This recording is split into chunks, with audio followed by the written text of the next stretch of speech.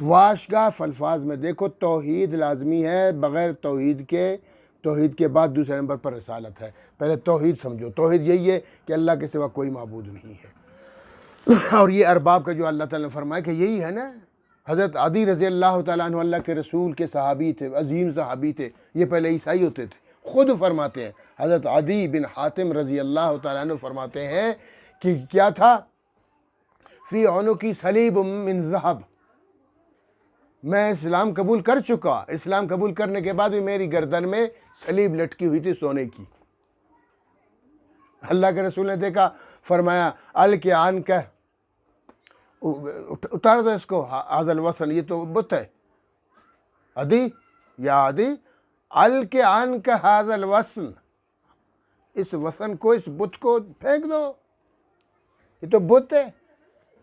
ایک ہوتا ہے وثن، واو سا نون، اور ایک ہوتا ہے صنم، اصنام، بتوں کو صنم، صنم واحد اسنام اس کی جمع ہے۔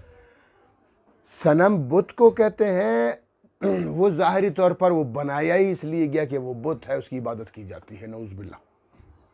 اور وثن اس کو کہتے ہیں کہ وہ اس چیز کے لیے گڑا ہوا نہیں ہے، وہ تو گڑا ہوا ہے نا، یہ گڑا ہوا نہیں ہے لیکن کام یہی لیا جاتا ہے اس سے۔ صلیب لٹکی ہوئی ہے عدی رضی اللہ عنہ کی گردن میں، آپ صلی اللہ علیہ وسلم نے فرمایا الق ھذا الوثن، اب وثن کو اتار دو۔ تو عدی فرماتے ہیں میں نے عرض کیا اللہ کے رسول، ما کنا نعبد، ہم اس کی عبادت تھوڑی کرتے ہیں کہ آپ نے اس کو وثن کہا۔ فرمایا الیس انہم یحلون ما حرم اللہ، کیا یہ تمہارے جو علماء تھے پہلے، جو آپ عیسائی تھے، کیا تمہارے رہبان اور یہ جو پادری وغیرہ یہ حرام کو حلال نہیں کرا دیتے تھے اور حلال کو حرام کرو؟ تو وہ کہتے ہیں قالوا بلا، قلت بلا، میں نے کہا اللہ کے رسول ہاں صحیح تھا۔ تو فرمایا یہی تو ارباب ہے۔ حلال کو حرام کرنا اللہ کا کام ہے، نبی کا بھی کام نہیں ہے۔ اور حرام کو حلال قرار دینا، حلال کو حرام قرار دینا، یہ صرف اللہ رب العالمین کا کام ہے، اللہ کے سوا کسی کا بھی کام نہیں ہے۔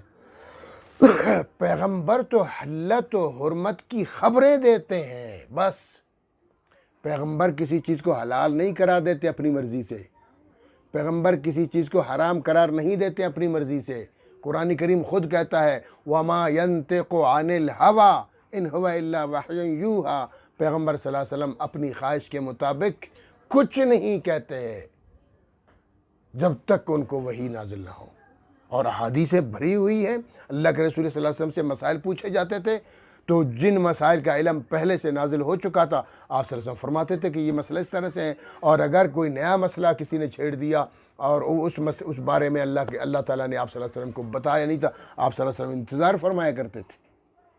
مسئلہ افک میں 40 دن تک انتظار فرما لیا، اور بہت سے مسائل ہیں، انتظار فرماتے تھے کہ اللہ کا کیا حکم آئے گا۔ جب اللہ کا حکم آتا تھا پھر اعلان فرماتے تھے اللہ پاک نے یہ حکم بر۔ جب پیغمبر اسلام، پیغمبر اعظم جو نبیوں کے بھی نبی ہے، وہ کسی مسئلے کے بارے میں چپ ہو جاتے ہیں جب تک اللہ کا حکم نہ ہو، تو اس کا مطلب یہ ہے کہ پیغمبر کے اختیار میں بھی حلت و حرمت نہیں ہے۔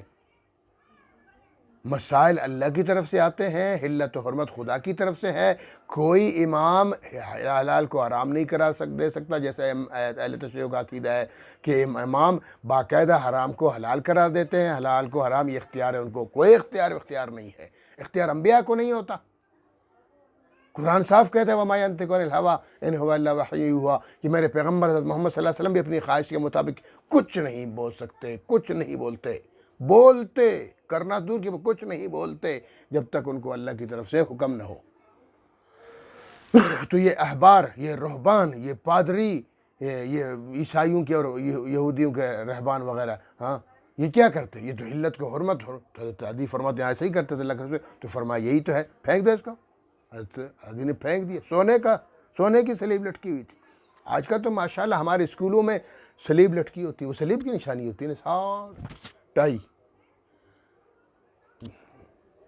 معاذ اللہ، ہم سب کا نظریہ بھی یہی کہ عیسیٰ علیہ السلام کو پھانسی لگ گئی تھی، لا حول ولا قوت۔ ہمارے سارے جناب جو اسکول، پرائیویٹ اسکول ہیں جتنے ہیں، وہ سب عیسائی مشینری چل رہے، سب کو عیسائی بنا رہے ہیں۔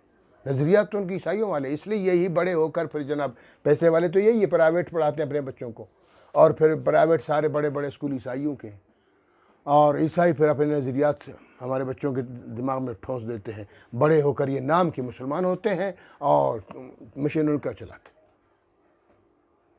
تو بھائی بچوں کو پڑھاؤ، لیکن ان کو تعلیم بھی دو، دینی تعلیم بھی دے دو، مدارس میں پڑھاؤ، علماء کے ساتھ بھجواؤ، تاکہ کچھ پتہ تو چلے ان کو کہ بھائی قرآن کیا کہتا ہے، حدیث کیا کہتی ہے، اسلام کیا کہتا ہے۔